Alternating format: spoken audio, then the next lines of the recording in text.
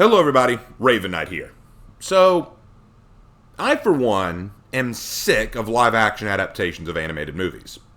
You know, sure, every now and then you'll get one that tries something creative or takes a unique approach to the original, like the 90s 101 Dalmatians live action, which was honestly pretty good and inventive with its premise. I mean, it wasn't better than the original, but it was okay, and I gotta give it credit for that.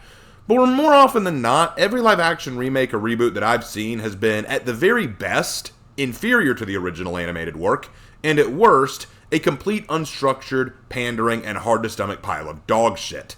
It's gotten to the point now where people don't even ask for these things anymore. We just don't want to see any more live-action abominations made out of things that we love. If the animated version or the video game version was great, don't fix what ain't broken. We don't need to see this nonsense made into live action when no one even wanted to see it in the first place. And yet, there are directors and executives out there who are so out of touch with the public that they think they already know what we want without us having to ask. Such is the case with the recently announced live-action remake of How to Train Your Dragon, a remake no one asked for, no one wanted, and now everyone is cringing at for various reasons. But there is one reason that brings us here today. That reason being mentioned by this article from Collider called How to Train Your Dragon Director Addresses Live-Action Astrid Casting Controversy. Quote, "We're crafting a fantasy, not historical fact." Now, full disclosure, I did not watch the original How to Train Your Dragon. So, let's take a minute to look into this. Who is Astrid? Let's see. Well, that's a very decent design. Alright, okay, we got that. Now, let's see the live action version. You know, I could be wrong, but I think I see some differences here. Maybe small ones. Yeah, I think I can see a difference. Let's hear what the director has to say about this. I'm sure it'll be completely rational and fair and in no way contrived or stupid. I'm sure this is all going to be very reasonable. I can't wait. How to Train Your Dragon Director addresses live-action Astrid casting controversy. Quote, "We're crafting a fantasy, not historical fiction," by Chris McPherson. As anticipation builds for the live-action adaptation of How to Train Your Dragon, one casting choice has sparked a senseless debate. Senseless? So, it makes no sense that fans of the original movie would be debating the clear race swapping of a major character. That makes no sense to you. It has no logical root whatsoever, does it? Okay, well I can see you're going to be the picture of objective and nonpartisan. Nico Parker, known for her breakout role as Sarah in HBO's The Last of Us, was cast as Astrid, the fearless Viking warrior who serves as Hiccup's love interest in the series, but the casting has come with criticism for one reason. Parker is not white, nor does she have blonde hair. Okay, you say that like it's silly to be upset about for fans of the original. Why? I'd say fans have a right to be miffed about this blatant pandering. I mean, okay, just imagine if a character you really liked or enjoyed was suddenly altered drastically to be physically different from what you're used to. I mean, even if you're not angry about it, I think you'd at least be confused or surprised, right? The film's director, Dean DeBoy, took to Instagram to address the criticism, revealing that the casting process focused on finding actors who captured the, quote, "spirit and personality of the character, rather than adhering strictly to their animated counterparts." Quote, "We auditioned many actors for the roles, including actors who looked like their animated counterparts," end quote, he explained.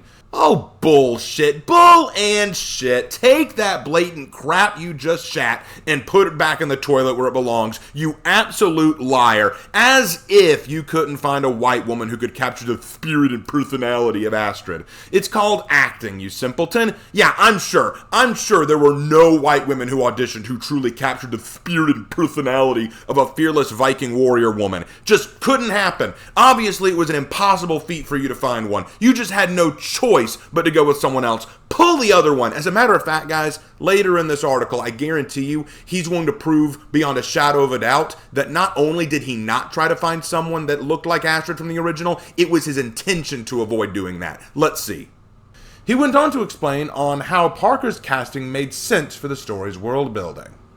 Oh, this should be good. But you know what, guys? There it is. I didn't even need to go far, did I? There it is right there. I told you. He's saying right here, it's going to be better for the world building. that Astrid looks like this. It's better for the world building. Further evidence that you had no intention of making Astrid look the proper race.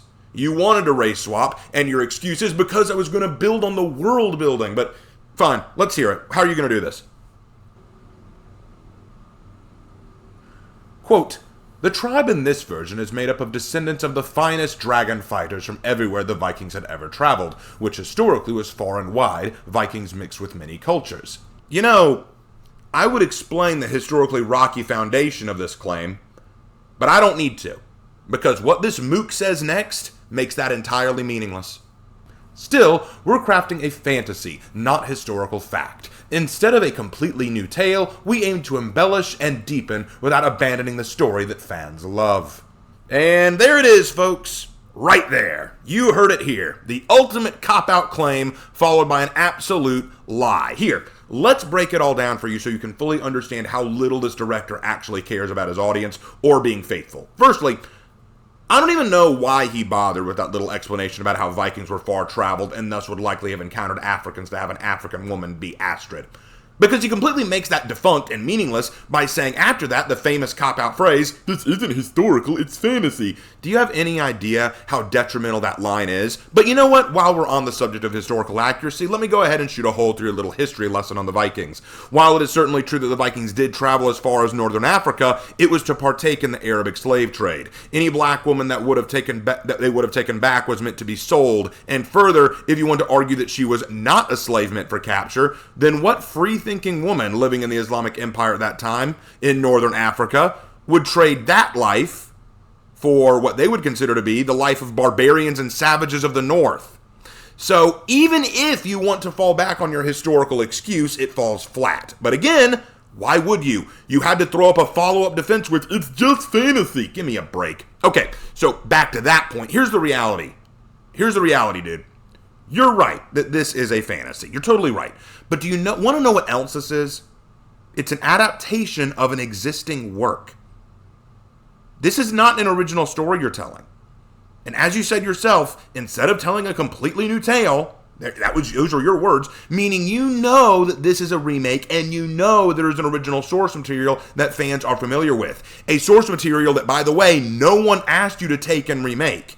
However, since you've taken it upon yourself to do this project, it would behoove you to ensure it's something the fans will approve of. Instead, you decided to race swap a key character in the story like it was no big deal, and then cop out when the fans all looked at you with contempt and confusion. Look, I'll be real. We don't give a damn that it's fantasy, because the original was also fantasy. Historical accuracy isn't the issue here. No one was claiming that's not historical. Dude, we're not bitching about it being historical. We're upset that you put a character who was white and made her black. The issue is you took an existing character and changed her for no other reason than you could. Don't give this bullshit about trying to find an actress who matches the spirit and personality when it is the job of every actress you audition to meet that criteria, and you deliberately chose the one who did not remotely look like her. Oh, and by the way, don't give me, I'm sure someone's going to say this later in the article, but appearances shouldn't matter so long as they can play the part well. Yeah, well, I'd buy that, except I saw images of Hiccup and his father and the CGI dragon Toothless. And you want to know what they all have in common? They look pretty damn similar to their original counterparts. Seems appearances mattered for most of the cast, just not Astrid. What, those actors captured the spirit and personality of their characters and just happened to be the right race and appearance? Don't make me laugh. Oh, and by the way, you cap all this off with, "We aim to embellish and deepen without abandoning the story that fans love," like you're really running to the fans' approval for this. Let me tell you what that means. I'm going to explain that line to you. It means they're going to try to add fluff to the story. It means that her origins and race are going to matter. "We aim to embellish and deepen." In other words, we're going to add context to why we made her black. They want to give Astrid a backstory that ties into where she came from. They want to make her a strong woman of color because in their mind, it will make the story even better. And that's not me who says that. That's literally what the article writer will say at the very end of this. This is blatant DEI pandering and inclusivity for no reason other than because they want to and can. It's shameful. Criticism of actors of color is nothing new. No, you manipulative moron. Criticism of race-swapping existing characters is nothing new. Get your titles right. Of course, criticism over casting actors of color in roles previously played by white people is not unusual. We can easily cite the examples of Harry Potter and the Cursed Child, where Hermione was played by a black actress. The only visual descriptor of Hermione in the books refers to her teeth and her bushy hair, but because Emma Watson played the role, this meant it was locked to white actors for the rest of time. Similarly, Halle Bailey faced backlash when she was cast as Ariel, another character who was portrayed as white in The Little Mermaid, the Disney animated classic. Correct. Now, use your head for a moment and ask yourself if it's really just racism at play here, or if, perhaps, people have grown attached to the characters that they grew up with and grew close to and don't like seeing them represented in a different way than we're familiar with, and for no other reason than to pander for DEI initiatives. You think that might be the reason? However, there is one thing that Astrid, Ariel, and Hermione have in common. They are not real. What does it matter who is cast in the role if they're good at it? You know, I knew that they were going to say it and I addressed it earlier, but wow, okay. You really didn't think this cop-out line through, did you? You know what? You're right. I agree with you. It shouldn't matter who plays a role as long as they're good at it. I agree with this statement and stand by it. Tell you what, I'm thinking of doing a remake of the Black Panther movie and I want to cast T'Challa as a white man with blonde hair and blue eyes. I mean, come on. I mean, sure, the original film showed him as a black man, but that doesn't mean he has to be locked that way for the rest of time. Come on. It's all made up anyway. Who cares? And let's do Princess and the Frog live action with Tiana played by a white woman with red hair. I mean, Tiana isn't real, she's fantasy. Surely you don't think she had to be played by a black woman for the rest of the time, right? Who cares as long as the white actress captures the spirit and personality of Tiana? Come on, that's the way it should go, right? It doesn't matter what the actress or actor look like. As you said, as long as they can play the role well. I think that's perfect. Let's do that. We cool with that? Think no one will raise any fuss over that? Or would you react with cries of whitewashing? Yeah, double standards aren't so fun when they're dragged out in the open, are they? Wolverine is Canadian, but Hugh Jackman is Australian. Get rid of him. Okay, so Hugh Jackman looks like Wolverine, is male like Wolverine, is white like Wolverine, and yes, though he is Australian, he changed his accent to sound like Wolverine. He worked hard to fit the role. The director didn't try and pull some bullshit reason why Wolverine suddenly has an Australian accent or why he's actually black and say, we just couldn't find someone who fit the role. See, that's what the director of X-Men did. That's what the directors who worked with Hugh Jackman did. Meanwhile, this director cast a woman who does not look like Astrid, does not look like the character she's supposed to, and said, well, we just couldn't find someone else who fit the role. Why do you care, though? It's fantasy. Our director, for Hugh Jackman, was careful about his casting. This one made excuses and cop-outs. Do you see the difference? Ashoka Tano is a Togruta, but Rosario Dawson is a human woman? We should cancel Star Wars. Okay, this is sad. This is actually sad because you clearly didn't think about how this actually shoots your earlier argument in the foot. Togruta, as you said, aren't real. And the woman who played the Togruta wore heavy makeup and a headdress to look the part. But do you want to know the funny thing about this? The woman playing Ashoka Tano is a black woman.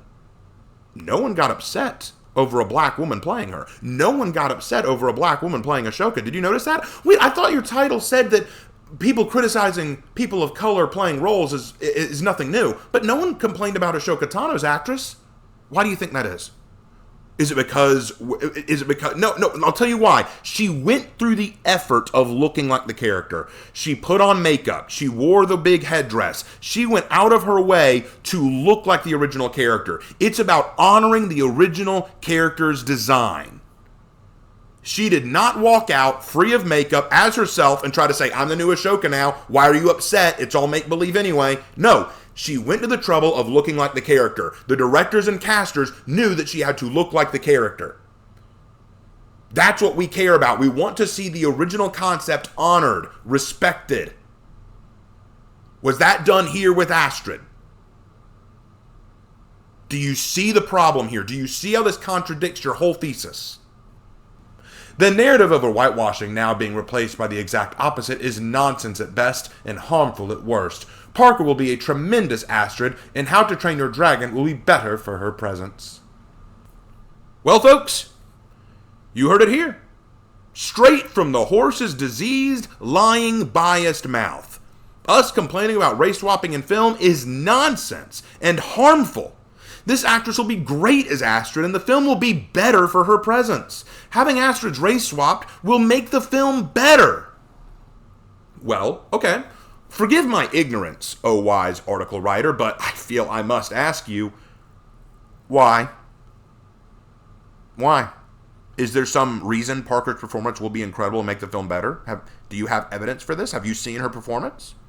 Did you get a sneak peek of her parts? Did you see her audition for the role compared to others? What evidence do you have that she'll not only be good for the role, but make the film better for her presence? What possible evidence could you have outside of the fact that she's a black woman? Is your supposition that having Astrid race swap to a black woman inherently makes it better? Because that would be outrageous for one thing, but also incredibly racist. See, some of you out there may be watching this and not fully understanding why this is a big deal, so allow me to provide this hypothetical.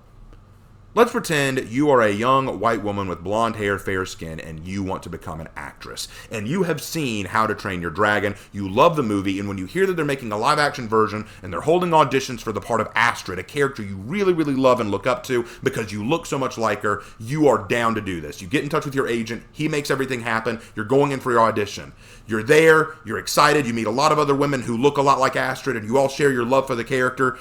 You give it your absolute best. And after days of auditioning, recalls, and callbacks, finally, you hear that an actress has been chosen, and it's not you. Oh, well, that's fine. Because you love the character of Astrid, and you love How to Train Your Dragon, and clearly the best person should be chosen to play the role, even if it's not you. Only for you to learn that the actress who got chosen looks nothing like Astrid. In fact, none of the women who looked close to the role got the part. And when you look at the director and say, why would you choose her? She doesn't look like the character we all love. The response is, it's fantasy, you racist bigot. We're allowed to do what we want. Screw the original film and the designs of those characters. This is our new story, okay? We're going more in depth with this. We're going to have a whole new layer exploring race, bigotry, and strong women of color. This isn't about making it like the original. This is about telling the story we want to tell. And you might say, Raven, that is an isolated incident and totally a hypothetical. You know what? You're probably right. What about Starfire and Teen Titans? Ariel and the Little Mermaid? Snow White and Snow White? Annie and Annie?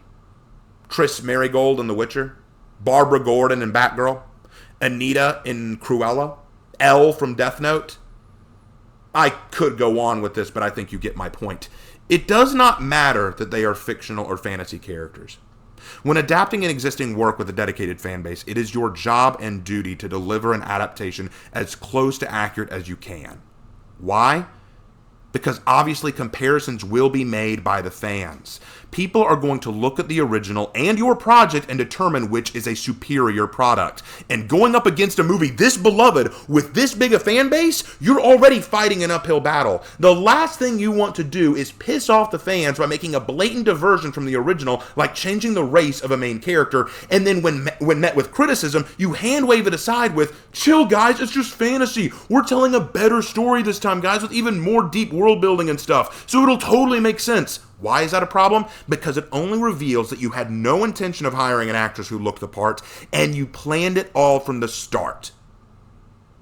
This is clearly soaked with pandering bullcrap.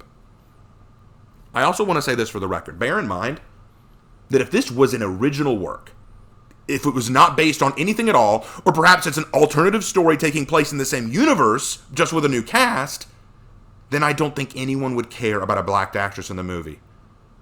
But this isn't a new story. It's not original. And it is obviously a race-swapped existing character. I want to say this again. Remember that hypothetical I came up with that white actress girl who wanted to play Astrid? Let's do another one. I want to give you another one. Same setup, though. Young black girl growing up in Louisiana absolutely wants to become an actress. It's her dream. And she hears there's going to be a live-action Princess and the Frog movie. She loves that movie. Tiana is her hero, her favorite Disney princess, and she wants to play the role. She gets in touch with her agent. She sets everything up. She goes in to do the audition. She's super excited, super pumped. And then when they finally choose the actress to play Tiana, it's a red-headed woman all the way from the Isles of Scotland. She doesn't sound the part. She doesn't look the part. And then when they say, why'd you choose her? Oh, what are you upset about? It's fantasy. We're telling a new and better in-depth story here. This is our story. We're allowed to do what we want. Why are you so upset? As long as she can play the part well. If you would take issue with us doing that to a character of color and whitewashing them, then you should understand why this choice is upsetting to the fans. However, I already see this coming. I already see something like this coming. There are some people out there who want to be willfully contrarian, and they'll go, I actually wouldn't mind a white Black Panther or a white Tiana or a white Mulan. As long as they can play the part, it's fine. Two things to that. Number one, I don't believe you. I don't believe you. And secondly, all right, if you're telling the truth and you really wouldn't mind, then don't tell me. Announce that to the fans of those characters as well. Tell the fans of Black Panther, Princess and the Frog, and Mulan that you would be happy to have a white character play their roles. And see how they take that. I think you'll find that when you do, you'll become the very thing you claim to champion. A minority. I don't have any real interest in seeing this live-action movie. And it's not even because of Astrid. It just doesn't appeal to me. I haven't even watched the original movie, so this isn't coming from a fan of the movie who feels dejected about, how can you do this to my favorite movie? I haven't seen the movie. I don't care. But what I'm sick of is seeing directors act like this. I'm sick of seeing directors hand-wave away criticism like this and go, oh, what are you upset about? It's fantasy. We're telling a new story. We're looking for an actor who can play the role well, not one who just looks the part. I'm sick of that. I'm sick of that argumentation. It drives me up the wall with frustration. Because what it really does, is it demonstrates a lack of integrity. Okay? It demonstrates a lack of integrity, a lack of honesty. Don't sit there and tell me, oh, but we're telling a better story. Well, yeah, we did audition people who look like Astrid, but we just couldn't find someone who matched the spirit and personality like Parker did. And my response to that is no, because as you said, we're going deeper into the world building. It will make sense why we did what we did, showing you had your intentions on the table from the start. It's all dishonest, it's all lacking in integrity, and it shows you don't care about the very fans that you're trying to pander to. The reason you made this movie remake was obviously to try to get money off of the fan base of How to Train Your Dragon, because How to Train Your Dragon has an enormous fan base. And you said, we want some of that cheddar, we're going to make a live action version of it, because if they love the original, they'll love this. Never stopping to think what it was about the original that the fans loved, what it was about the characters and the relationships, the dynamic. This shows laziness, a lack of integrity, and dishonesty. And I, for one, am sick of it. I guarantee you I'm going to get hate for this video, but I just had to say what I had to say. Take it for what it is. All right. Thank you, guys. I will see you in my next video. Ta-ta.